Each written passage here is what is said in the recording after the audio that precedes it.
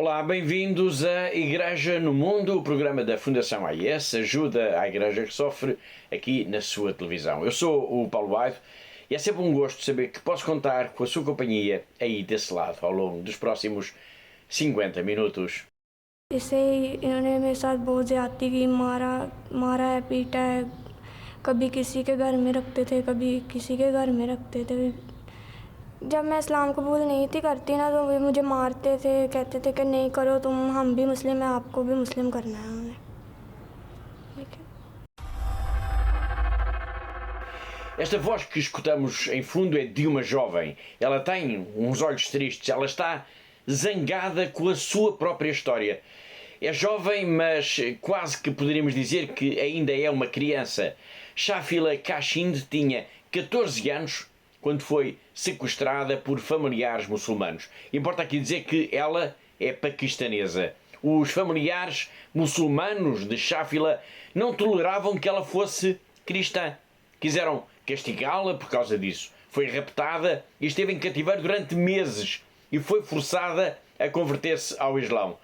Trazemos aqui a história de Shafila, pois ela ajuda a perceber a luta por vezes inglória que a Igreja trava no Paquistão para resgatar dezenas de raparigas, de mulheres cristãs que são raptadas todos os anos neste país. Este vai ser, claro, um dos temas em destaque no programa de hoje, um dos temas para conversar com a diretora da Fundação AIS em Portugal, a Catarina Martins de Betancourt, que está connosco. Olá, Catarina. Olá, Paulo, e olá também a todos os nossos telespectadores. Mas vamos começar pelo Sudão. A crise humanitária agrava-se a cada dia que passa neste país de África, com combates entre o exército liderado pelo general Abdel Fattah al-Burhan e as forças paramilitares de apoio rápido do general Mohamed Hamdan Daglo. Isto apesar do cessar-fogo decidido entre os dois líderes rivais. Calcula-se que já terão morrido mais de 550 pessoas e haverá também mais de 4.200 feridos. Entretanto, cerca de 100 mil pessoas já abandonaram o Sudão e mais de 300 mil estão deslocadas dentro do próprio país. A situação é de facto muito inquietante, mas um missionário contactado pela Fundação AIS Internacional, ele assegura, Catarina, que quer continuar no país. Isto até lhe ser possível. Sim, de facto, neste cenário dramático em que se encontra atualmente o Sudão, portanto, a Fundação AIS tem procurado estar em contacto com os responsáveis da Igreja. Portanto, as informações disponíveis apontam, de facto, para um agravamento da situação, da crise humanitária. Portanto, neste momento faltam já alimentos, combustível, água, mas a Igreja, de facto, permanece junto das populações, Paulo. E como acabou de referir, portanto, a AIS conseguiu, de facto, entrar em contacto com um missionário, que por questões de segurança não pode ser identificado, e garantiu isso mesmo, que, de facto, ele quer ficar no Sudão até ser possível. Ele disse até, inclusivamente, a frase é, quer ficar até ao último minuto. Foi exatamente a expressão que ele usou. O missionário cheio de coragem, pois os combates têm-se intensificado e até já houve incidentes graves em igrejas. Sim, mas algumas igrejas foram atingidas durante os combates, tal como edifícios públicos, até inclusive hospitais. Portanto, a Fundação AIS sabe que a igreja de Bari, no norte de Khartoum, foi atingida por uma bomba, mas as pessoas que se encontravam no local conseguiram apagar de imediato o fogo que chegou até ao telhado. Foi forçada também a entrada na Catedral de Khartoum e uma capela pertencente a uma congregação religiosa também foi bombardeada. A situação no Sudão é mesmo muito grave ao nível humanitário, pois falta praticamente tudo aquilo que é essencial para a vida das pessoas. Sim, tudo o que é essencial falta neste momento, Paulo. Portanto, os mercados estão vazios, portanto, os alimentos são escassos, o combustível rareia. Portanto, a questão agora da água, portanto, a falta da água é de facto dramático, e está a revelar-se dramático, Paulo, porque não nos podemos esquecer que as temperaturas são muito elevadas. Há dias que chegam a 40 graus à sombra, portanto a água é extremamente necessária e neste momento, não havendo alternativas, a população está muitas vezes a dirigir-se aos rios, beber água que, como sabemos, é imprópria para consumo e que daí poderão vir outras situações, outros problemas, outras doenças provocadas pelo consumo de água inapropriada para o consumo humano. É por tudo isto que é de facto relevante o testemunho deste missionário que representa de alguma forma a Igreja que continua presente no Sudão, isto apesar da guerra, apesar dos combates. Sim, este missionário é apenas um entre os muitos padres, irmãs religiosas, catequistas ou até leigos comprometidos com a Igreja e que estão de facto no Sudão. Portanto, todos eles não querem sair, querem manter-se para ajudar as populações em fuga, ajudar as famílias que estão a passar por maiores necessidades, que estão desesperadas, sem comida, sem água, e estão a ajudar todas as pessoas neste sentido que estão envolvidos num conflito que não sabem neste momento quanto tempo irá durar. Já o dissemos aqui num programa anterior, mas este conflito entre os dois generais do Sudão pode vir a transformar-se num conflito muito maior, de âmbito já regional e de consequências de facto catastróficas ao nível humanitário. António Guterres, o secretário-geral da ONU, tem lançado diversos alertas, tem lançado inúmeros pedidos para que as armas se calem de imediato. The fighting must stop immediately. I am deeply concerned about the terrible toll on civilians, the appalling humanitarian situation, and the horrifying prospects of further escalation. Hundreds of people have been killed and injured. Fighting in urban areas is particularly dangerous for civilians, including children, who have repeatedly been forced to shelter in schools and evacuate from hospitals under fire. This is completely outrageous. Humanitarian operations are virtually impossible. Warehouses, vehicles, and other humanitarian assets have been attacked, looted, and seized. Targeting humanitarian workers and assets must end, and I remind all parties of their obligations under international law, including ensuring safety and security of humanitarian aid workers. E do Sudão, um país em guerra, vamos agora até a Nigéria, onde a violência faz parte já da vida cotidiana desde há vários anos. E falamos da Nigéria, pois 2 sacerdotes foram raptados e estiveram em cativeiro entre os dias 30 de abril e 4 de maio. E falamos deste caso também como alerta para esta situação trágica que se vive neste país africano, em que o rapto das pessoas, nomeadamente da Igreja, é algo cada vez mais comum. Sem dúvida, Paulo, e ainda há poucas semanas, na Quaresma, lançámos aqui em Portugal uma campanha sobre este tema, exatamente, uma campanha em que procurámos alertar os portugueses para esta realidade que se vive e que afeta tantas e tantas pessoas na Igreja como estamos a ver neste momento. Já vamos recordar essa campanha, para já estamos a falar dos 2 sacerdotes raptados. O que é que aconteceu, Catarina? Bom, o rapto destes 2 sacerdotes ocorreu então na noite de domingo, 30 de abril, no estado nigeriano do Delta, portanto situado no sul do país. Tanto o padre Chokos Kunav, do Instituto Secular de Schoenstatt, como o padre Rafael Ogidba, da Diocese de Warri, estavam então numa rua em frente à Universidade Agbora Otor, quando foram sequestrados por homens armados e acabariam então por ser libertados já a 4 de maio. Portanto, os 2 aparentemente estavam bem de saúde, mas por precaução foram levados para o hospital local. E dias antes, sinal de que estamos de facto perante um grave problema de segurança, um outro sacerdote tinha sido também libertado. Sim, exatamente, Paulo. Portanto, depois na segunda-feira, dia 24 de abril, terminou então o calvário de um outro sacerdote, o padre Michael Ifani, pároco da Igreja de São Paulo, em Ojigue, no estado de Imo, após ter sido raptado a 15 de abril. Podemos dizer, aproveitando estas situações, os 3 padres raptados no espaço de poucos dias, que estamos perante, digamos, uma epidemia de raptos de sacerdotes na Nigéria? Sim, podemos dizer que estamos, de facto, perante um problema gravíssimo, um problema de segurança, e que a Igreja é, de facto, um dos alvos destes malfeitores, destes gangues armados que procuram lucrar com os raptos, isso sem dúvida alguma, Paulo. E todos estes casos ajudam a perceber, então, a importância da campanha que a Fundação AIS promoveu em Portugal durante a Quaresma, em que se procurou sensibilizar a opinião pública para o flagelo dos raptos e de toda a violência que tem vindo a atingir com particular intensidade a comunidade comunidade cristã da Nigéria. Sim, esse foi o propósito, mas podemos dizer que esta é uma campanha sem prazo de validade, digamos desta forma. Portanto, o problema não acabou, como se está a ver neste momento, e por isso a nossa atenção não deve de forma alguma esmorecer. Portanto, a Igreja da Nigéria precisa da nossa ajuda porque, para além desta onda brutal de sequestros, tem de lidar também diariamente com a violência e com o terrorismo do Boko Haram, mas também, por exemplo, com a violência dos grupos, dos pastores nómadas Fulani. Muitos problemas, muitas ameaças à comunidade cristã, como nos vai explicar já de seguida Kinga Shizstad, responsável de projetos da Fundação AIS para a África, e complementando, aliás, as palavras da Catarina, é preciso falar dos ataques dos terroristas do Boko Haram. É preciso falar dos ataques dos pastores nómadas Fulani, cada vez mais radicalizados. Tudo isto ajuda a perceber, de facto, a coragem que os cristãos da Nigéria precisam de ter para assumirem publicamente a sua fé neste que é o país mais populoso de África. Le Nigeria est un pays d'une diversité culturelle incroyable. Mais depuis 2009, il est marqué par des attaques violentes. Boko Haram, les Fulani, un groupe de nomades musulmans radicalisés, et des enlèvements par des bandits.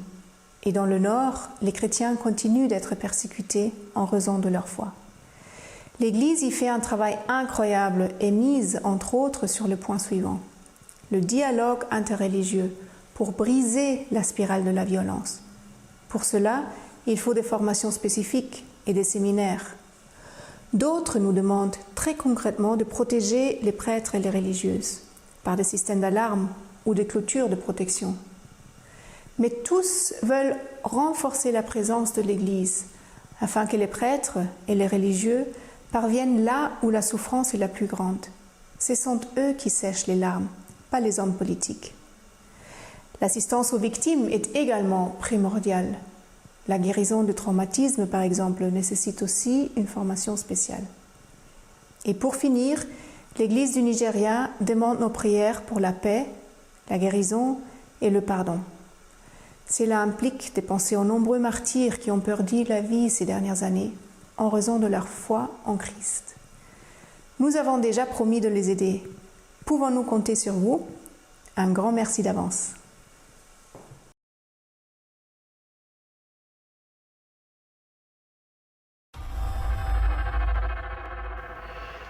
Não tínhamos esse propósito, mas o alinhamento noticioso acaba por levar o programa de hoje para a questão dos raptos, dos sequestros de cristãos em vários países do mundo. Logo no arranque escutámos uma jovem rapariga paquistanesa e agora estamos a falar da Nigéria a propósito do rapto, no espaço de poucos dias, de 3 sacerdotes. Mas além dos padres, na Nigéria há também, infelizmente, com muita frequência, o rapto de jovens raparigas cristãs. Foi o que aconteceu com Janada Marcos e Maria Joseph.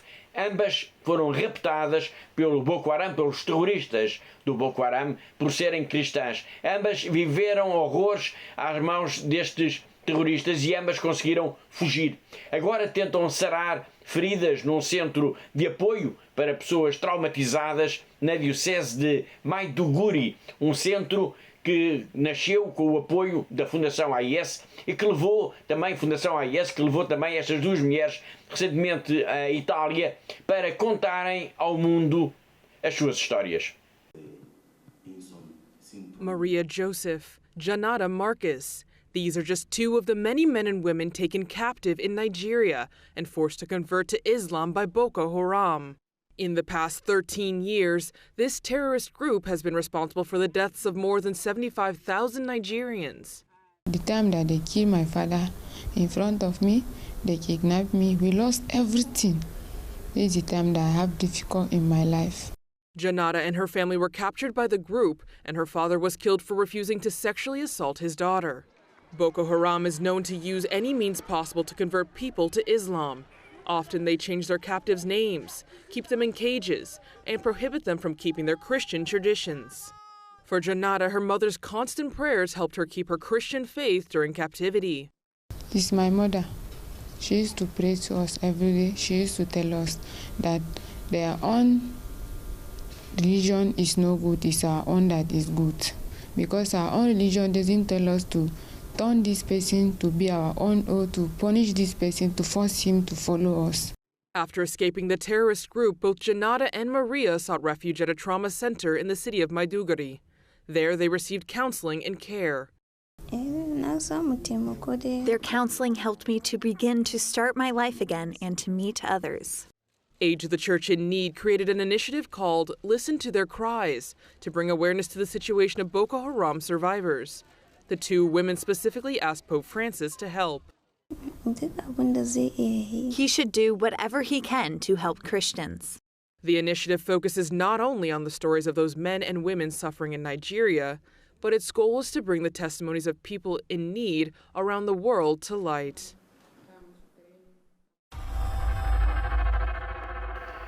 E da Nigéria, do depoimento destas duas jovens cristãs que agora estão a aprender a sarar feridas depois da experiência brutal porque passaram às mãos dos terroristas do Boko Haram, vamos até à Ucrânia, um país em guerra desde há 15 meses.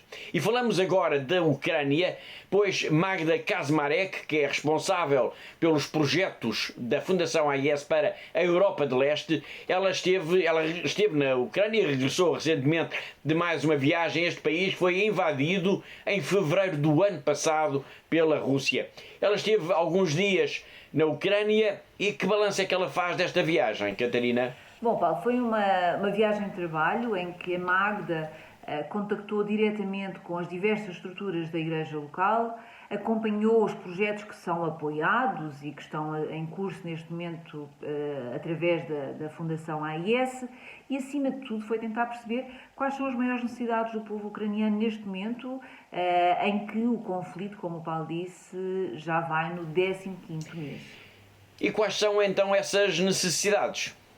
Bom, o mais urgente, Paulo, é de facto a continuação da ajuda, desta solidariedade para com o povo ucraniano, porque mais importante daquilo tudo que se possa dar é de facto fazer perceber aos ucranianos que não estão sozinhos, que nós não os abandonamos e que o mundo continua de facto preocupado e continua a mobilizar-se no sentido de apoiar as famílias, as comunidades mais afetadas pela guerra, no apoio à Igreja. E isso de facto é neste momento o mais importante. É preciso não esquecer que, além dos que estão a sofrer nas zonas mais atingidas pela guerra, pelos combates, há também milhões de deslocados e de refugiados. E todos eles precisam de ajuda.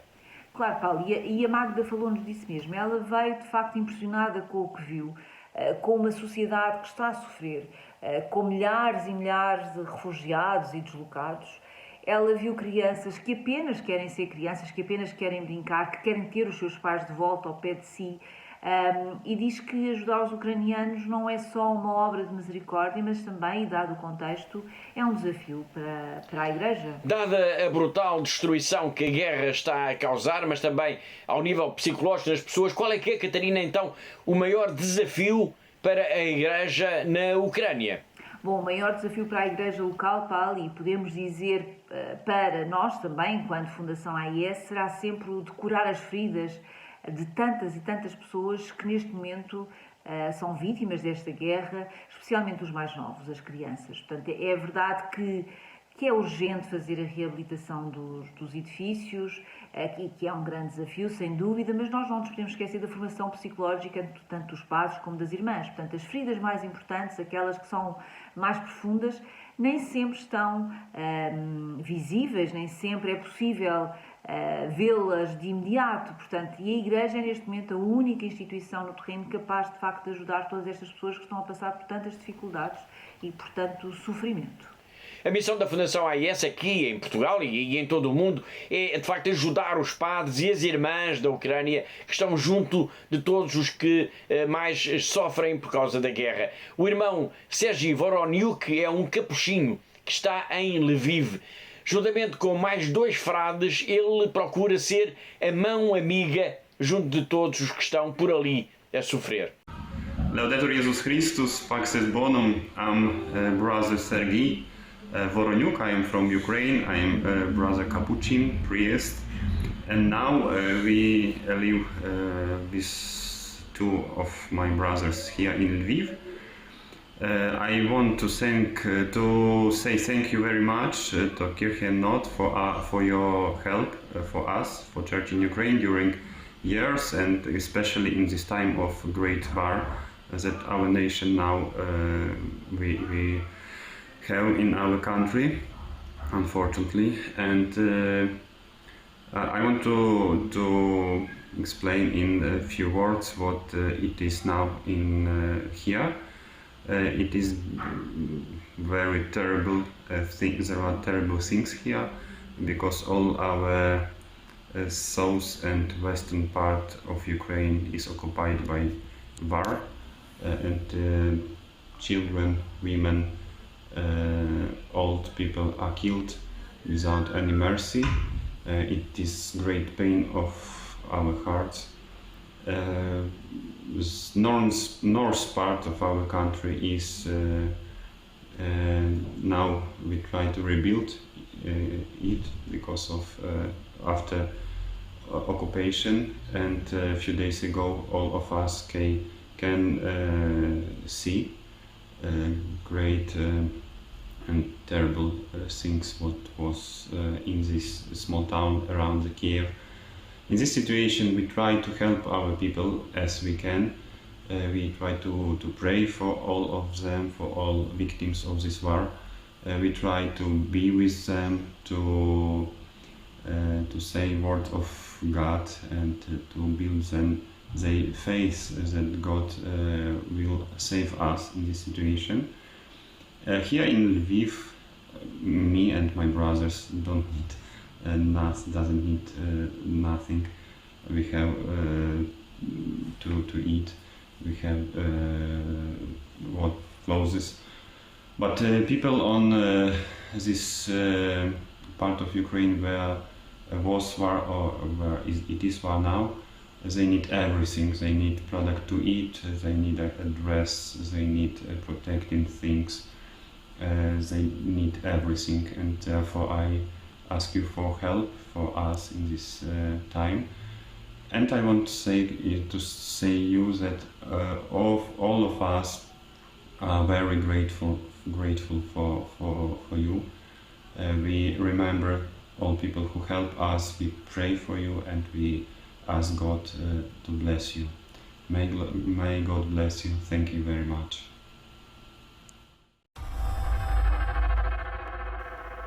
Foi o irmão Sergiv, um capuchinho de Lviv.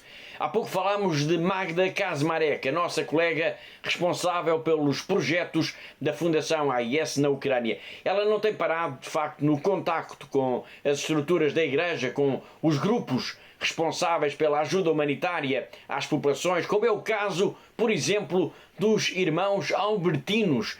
Irmãos albertinos que em Zaporígia fazem pão todos os dias para distribuir aos mais necessitados. Dar de comer, dar de vestir, dar abrigo.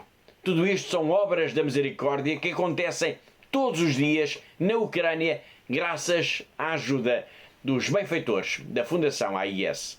The life of people in Ukraine has completely changed after the invasion in February 22. We helped to survive the priests and the sisters, all of them who served the Catholic Church and who served the refugees. Make it possible and help Albertine's brothers in Zaporizhia bake every day bread for thousands of people. Help the sisters to make warm meals for refugees.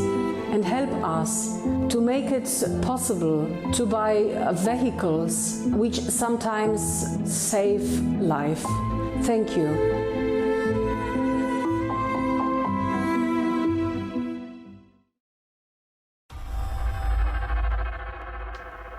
Faltam já só cerca de 70 dias para as Jornadas Mundiais da Juventude. Nós estamos a fazer aqui no nosso programa uma espécie de contagem decrescente para este grande evento através do olhar de rapazes e raparigas da Igreja, de rapazes e raparigas de países, melhor dizendo, onde a Igreja, por alguma razão, precisa mesmo da nossa ajuda. E porquê? Ou porque é perseguida, ou porque é muito pobre, ou porque é minoritária e tem dificuldades. Hoje Vamos até à Terra Santa. Vamos ao encontro de uma jovem, Mágeda. Ela é uma enfermeira que conhece tudo sobre a vida, a história, os passos de Jesus e da Sagrada Família. Uma jovem que gosta de se divertir, que gosta de estar em família, que gosta do que faz, mas que não vem a Lisboa. E não vem a Lisboa porquê? Porque ela tem de fazer voluntariado. Tem de salvar refugiados que fugiram da guerra. Tem, no fundo, de salvar vidas. Mágeda, de facto, não vem a Lisboa, mas ela está no coração de todos nós. Hi, my name is Majida. I live in Nazareth, a city where Jesus lived when he was in my age. Here is where Angel Gabriel announced Mary that she would be the mother of Jesus. Here is probably the house of the Holy Family. And this is my home. I feel that they could be my neighbors. I like to spend time with my family. We find the joy in simple things. Here's the place where Jesus was baptized. Here is Cana, the Sea of Galilee, a very important place in Jesus' life. I'm a nurse. I like my job a lot. It gives me the personal reward and satisfaction. In my free time, I like to exercise. I love sports. I'm really grateful to have a good friends, which is not easy in my place. I would like to be with you in the World Youth Day with my friends, but I can't. I'm spending my time helping the refugees who ran away from the war and violence in the Middle East. This is my human duty to help those who shout for help. Although I can't be with you in Krakow, I will connect it with you in my prayers.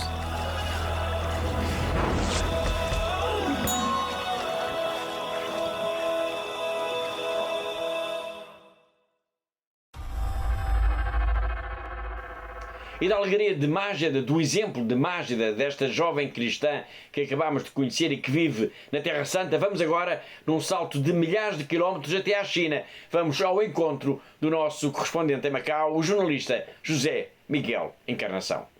Na passada terça-feira, dia 5 de maio, o Clarim Semanário Católico de Macau celebrou os seus 75 anos.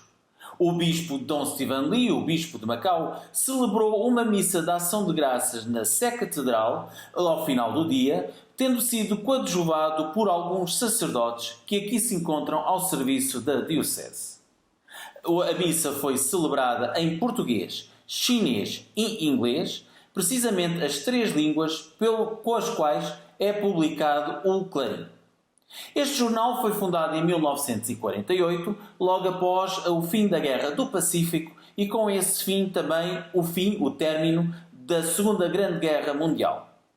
Depois de ter sido lançada uma revista com o mesmo nome, vários foram os alunos do antigo Liceu de Macau que, com o apoio do Monsenhor Manuel Teixeira, viriam a criar aquele que ainda hoje é o jornal mais antigo de Macau em língua portuguesa. Foi o José Miguel Encarnação, o nosso correspondente em Macau, e assim chegamos ao fim da primeira parte do programa de hoje. Na segunda parte nós vamos então focar a nossa atenção na história da jovem rapariga que vimos logo no arranque do programa. Uma rapariga paquistanesa que foi raptada por ser cristã. Vamos saber tudo, não só sobre ela, como também sobre esta realidade tão grave e, simultaneamente, tão desconhecida que afeta os cristãos, não só neste país, mas também em muitos outros países do mundo. O drama das mulheres e jovens raparigas cristãs do Paquistão raptadas, forçadas a casar e a converterem-se ao Islão. Vamos ainda recordar que neste mês de maio, o mês de Maria, a Fundação AIS tem uma proposta, tem um desafio para todos os nossos telespectadores, para rezarem pela paz. Um desafio que é dirigido também a si. Mas para já, vamos para um breve intervalo. Até já!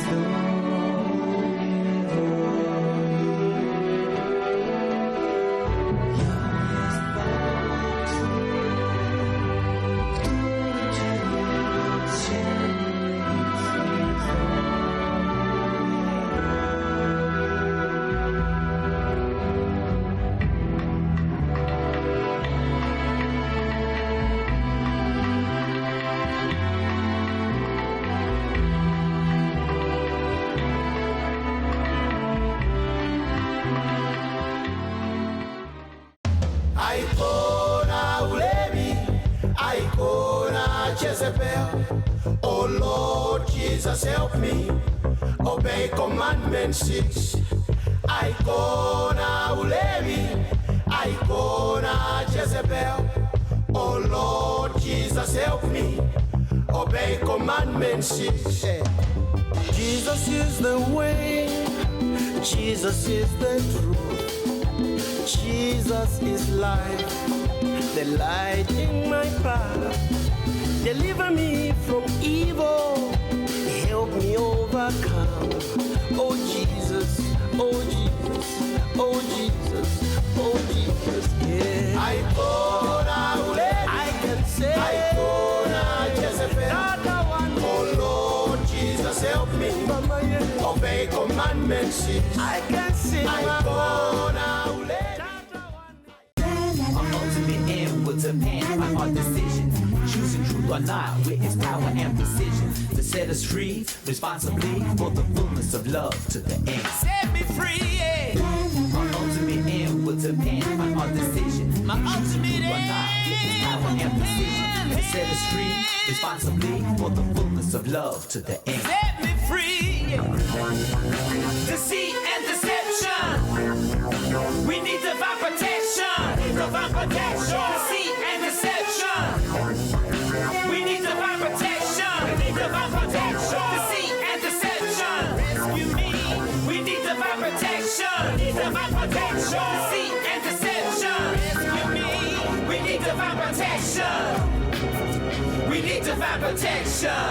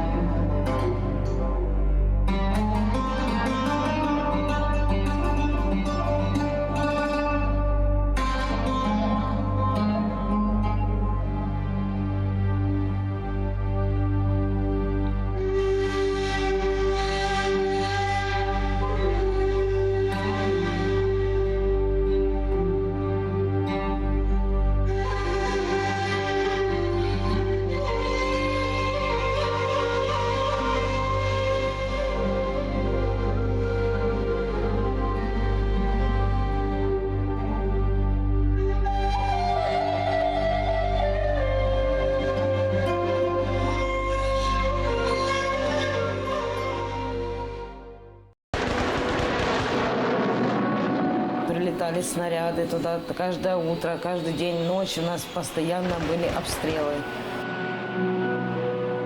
Словами это не передать, как мы жили 22 дня в подвале.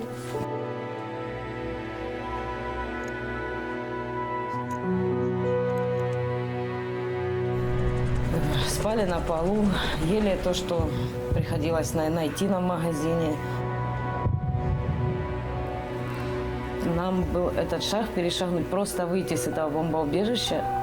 Я не знаю, насколько, но мне надо было спасать своих детей, свою семью. Я взяла иконы, взяла детей, мы всех собрали и начали в ту машину залазить. Нам 9 человек было. Это было настолько страх, чтобы мы этот момент, хотя бы там километра 3-4 мы проехали, чтобы нас не убило. Мы в Запорожье на Львовском поезде, мы добрались вот сюда, да. Волонтеры нас встретили, привезли в дом паломников. Это, очень спасибо им большое директорам и вообще этой церкви, что нас приютили, нас здесь кормят, нам здесь спокойно, мы не слышим этих взрывов. Вся наша семья уцелела, слава Богу. Самое главное, это вот мы все живы.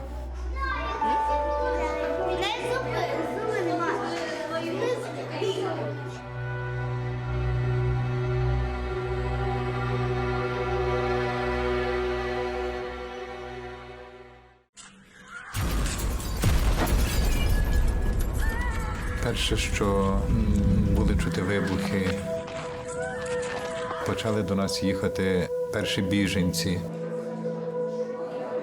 Більшість матері з дітьми. Після початку війни сиділи вдома, спали в ванні. Коли стало небезпечно, ми виїхали з дітками сюди. Перших днів війни якось світ змінився в Україні, і ми всі змінилися. В житті, яке змінилося, мусила працювати також і церква. Ми мусили закрити також і нашу католицьку школу, і семінарії. В ці місця ми постаралися також прийняти біженців. Хтось загубив своїх рідних, хтось був зґвалтований. Ми мали йому їх якось підтримати, зрозуміти і дати то відчуття, що ми разом. Дуже вдячна, що Богу, що ми попали сюди, і що зараз ми в безпеці, і о нас заботяться. Дуже вдячна.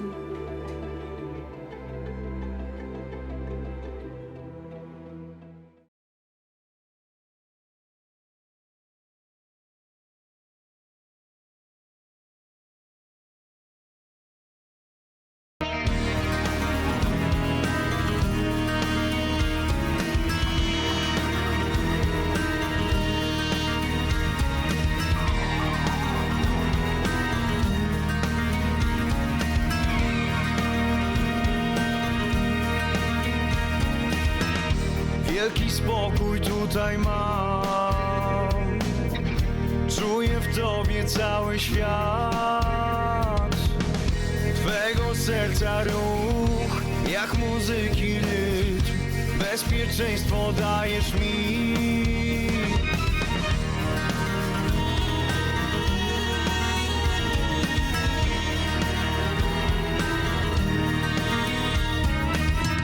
Chcę móc poczuć świata smak, chcę zobaczyć wiele barw i powietrza łyk.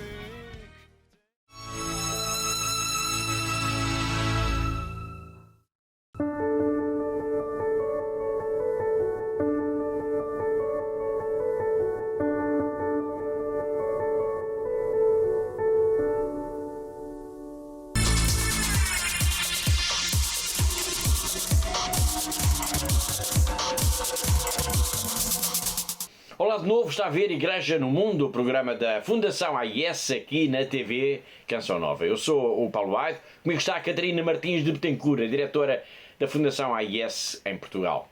No arranque desta emissão nós vimos uma jovem triste que falava da violência por que tinha passado quando esteve em cativeiro, quando foi raptada. A jovem chama-se Shafila Kashind.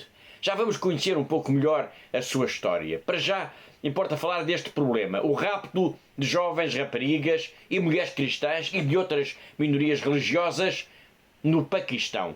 Um problema sério, um crime que a Fundação AIS tem vindo a denunciar com o apoio de responsáveis da Igreja deste país, como é o caso, por exemplo, Catarina, do padre Emmanuel Yousaf. Sim, é o nosso amigo padre Yousaf, que é também o diretor da Comissão Justiça e Paz no Paquistão. Ele deu recentemente uma entrevista à Fundação AIS em que volta a colocar este tema na ordem do dia. Em síntese, Catarina, o que é que disse este sacerdote? Bom, em entrevista ao nosso colega Tobias Lenner, o padre Emmanuel Yousaf garante que no Paquistão as minorias religiosas estão seriamente desprotegidas e isso comprova-se com o problema muito sério e delicado dos raptos de jovens raparigas cristãs e hindus, que são as maiores minorias religiosas do Paquistão. Mas quem é que é responsável por estes raptos? Quem é que faz isto? Bom, de uma forma geral, Paulo, podemos dizer que a maior ameaça aos cristãos vem essencialmente por parte dos elementos mais radicais da comunidade muçulmana e concretamente nas províncias de Sindh e do Punjab. Portanto, o problema tem uma gravidade acrescida pelo facto de existirem grupos radicais e, portanto, existirem estas leis que são continuamente atropeladas e que deveriam proteger, de facto, dos casamentos forçados, estas jovens menores de idade. Sempre que uma mulher ou rapariga cai nas malhas destes radicais islâmicos e é raptada, o que é que normalmente acontece? Bom, na verdade há muitos casos de raparigas que nunca chegam a libertar-se, Paulo.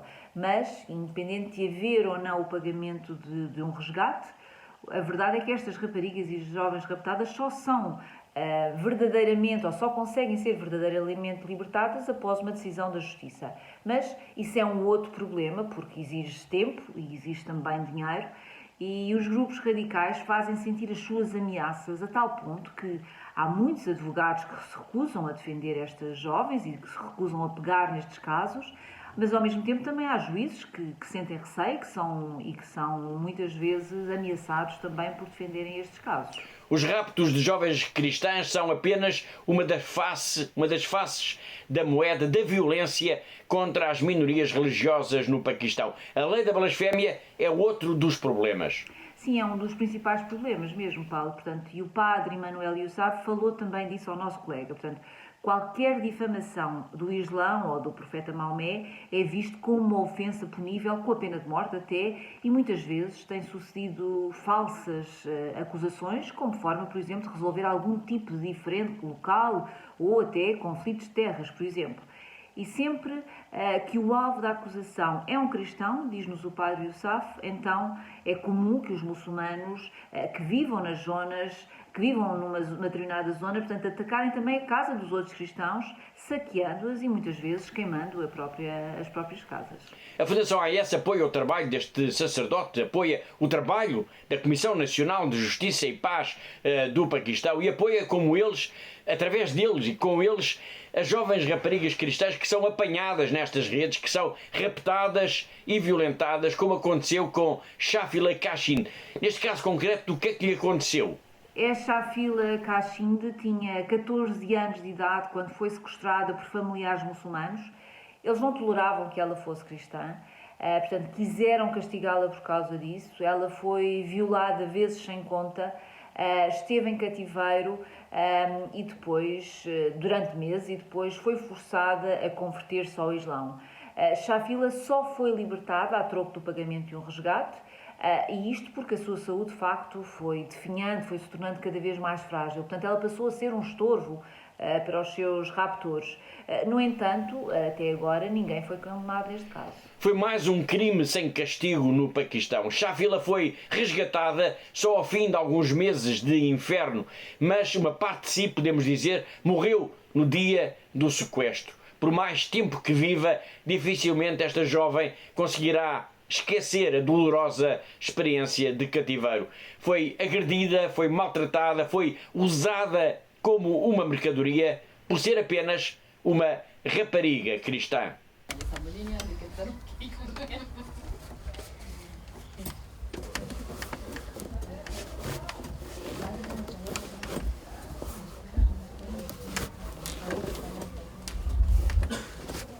इससे इन्होंने मेरे साथ बहुत ज़्यादती की, मारा है, पीटा है। कभी किसी के घर में रखते थे, कभी किसी के घर में रखते थे। जब मैं इस्लाम कबूल नहीं थी करती ना, तो वे मुझे मारते थे, कहते थे कि नहीं करो तुम, हम भी मुस्लिम हैं, आपको भी मुस्लिम करना है हमें। ठीक है, मारते थे। वहाँ पे दर्स में, मस्जिद वगैरह में मौलवियों के पास ले जाते थे, पता नहीं।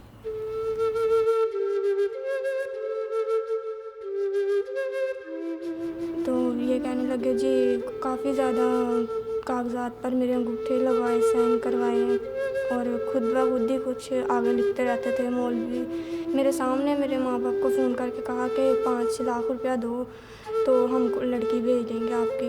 फिर ये मेरी शादी करवाने की कोशिश करते थे कि मेरी शादी नहीं हुई, तो उसके बाद इन्होंने मुझे छोड़ दिया, कहते यहाँ पे छोड़ गए अदारे में।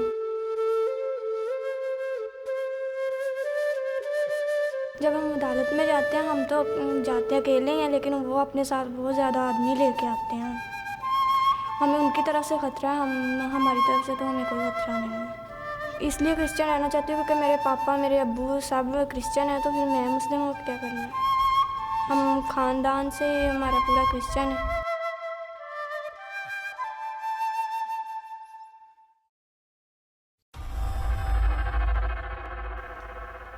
história de Sháfila deve nos fazer pensar. Ela representa uma tragédia, representa a impotência em que se encontram milhares de raparigas, de mulheres que vivem em países onde são vistas quase como objetos, como coisas.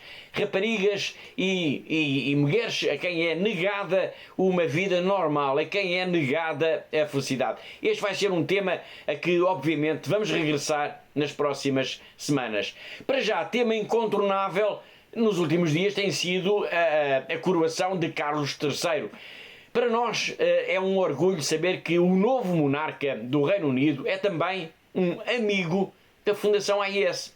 É que nos últimos anos, ele fez várias declarações, fez questão de gravar, houve várias manifestações de proximidade, foram vários os eventos organizados pela AIS em que ele participou. Mas há uma declaração que tem um particular significado. Foi na véspera de Natal de 2019, um ano marcado pelos brutais atentados do domingo de Páscoa no Sri Lanka. Um ano difícil também para a comunidade cristã na Síria e no Iraque. E Carlos, então, o príncipe Carlos, decidiu gravar uma mensagem e decidiu falar dos cristãos perseguidos. Uma mensagem gravada para a Fundação AIS, que agora vamos rever.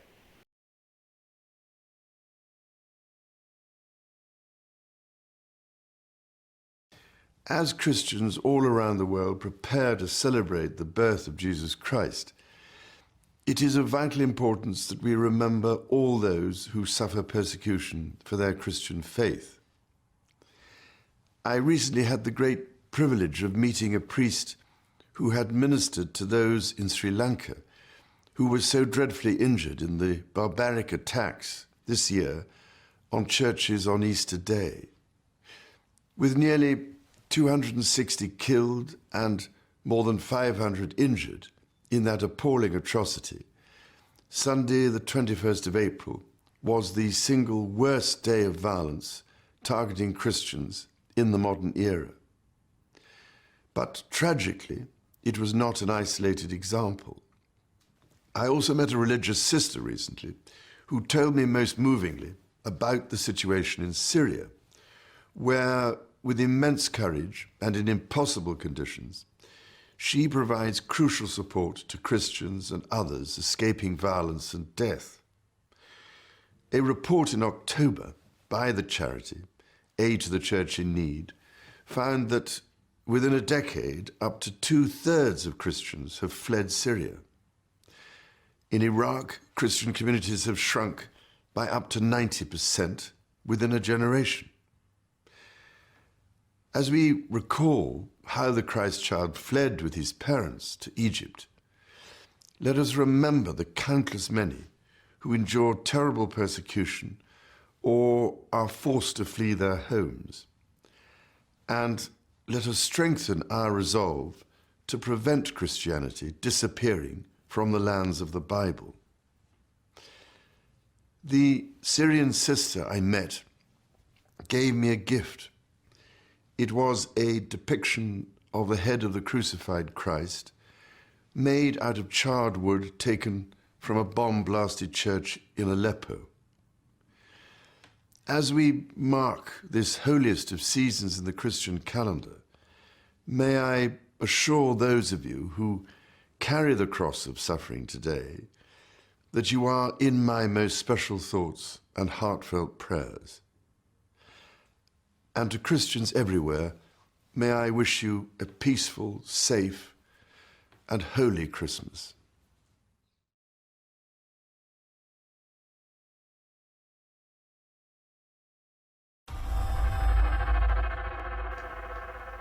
E das palavras do rei Carlos III sobre a perseguição aos cristãos no mundo e a questão da liberdade religiosa, que vamos continuar a recordar nas próximas semanas, e já na reta final do nosso programa, importa lembrar ainda que a Fundação AIS está a promover aqui em Portugal uma jornada ininterrupta de oração do terço pela paz. É verdade, Paulo. Portanto, através da oração do terço, queremos pedir então pela paz no mundo, e como vimos hoje aqui no nosso programa, em tantos lugares do mundo há tantas pessoas que vivem nesta angústia da guerra, do medo, da violência.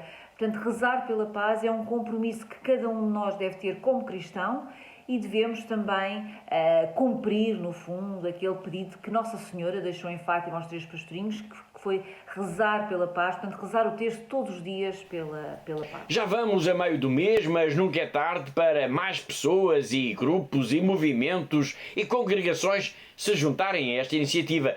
Que eu desejar fazer deve ir à nossa página na internet, em fundação-ais.pt, para se inscrever. Isso é importante para nós termos uma noção do número de pessoas que participam nesta maratona de oração. Afinal, todos somos chamados para esse combate, que é um combate pela paz, em que se pede para usar a arma mais poderosa. Qual é? É a oração, claro.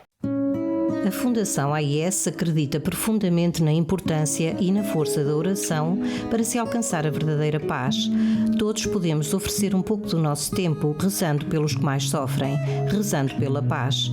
Não podemos é ficar indiferentes à morte e destruição que está a acontecer na Ucrânia. Não podemos é ficar indiferentes à violência que está a arrastar tantos países para a miséria e o sofrimento. Não podemos é ficar indiferentes. Todos somos convocados a participar. Todos somos chamados a rezar o terço neste mês de maio, neste mês de Maria, confiando a paz no mundo a Nossa Senhora. Participe nesta corrente de oração ininterrupta do terço e ofereça 30 minutos do seu dia para preenchermos todas as horas de todos os dias com as nossas orações. Ligue agora para 217-544-003 ou visite a página fundacau-ais.pt. Rainha da Paz, dai-nos a paz.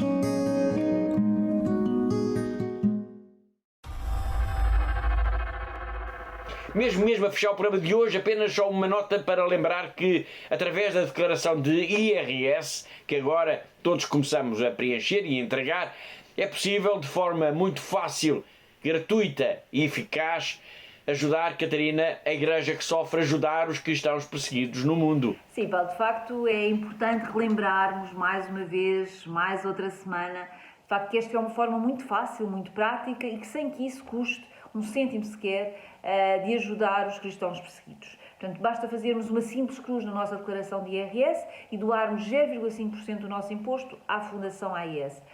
Com essa doação, podemos ajudar, por exemplo, as várias comunidades que falámos aqui hoje no nosso programa e, como vimos, muitas delas dependem da nossa ajuda e por isso é tão importante termos este compromisso de ajudar os cristãos perseguidos e esta é, sem dúvida, uma forma fácil e barata de ajudar a Igreja que sofre no mundo.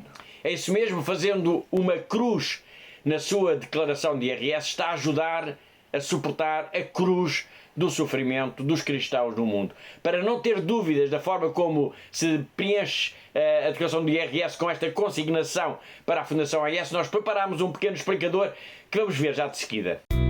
A consignação de 0,5% do IRS não tem qualquer custo para si. É um gesto simples e rápido, através do qual pode ajudar sem ter que gastar. O donativo é retirado do imposto total que o Estado liquida, não afetando o que tenha que receber das finanças.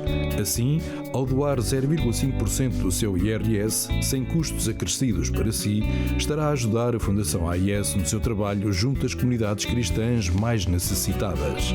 Para isso, basta que no modelo 3, quadro 11, campo 1101, selecione a opção Instituições Religiosas e insira o NIF da Fundação AIS 505 152 304. Muito obrigado.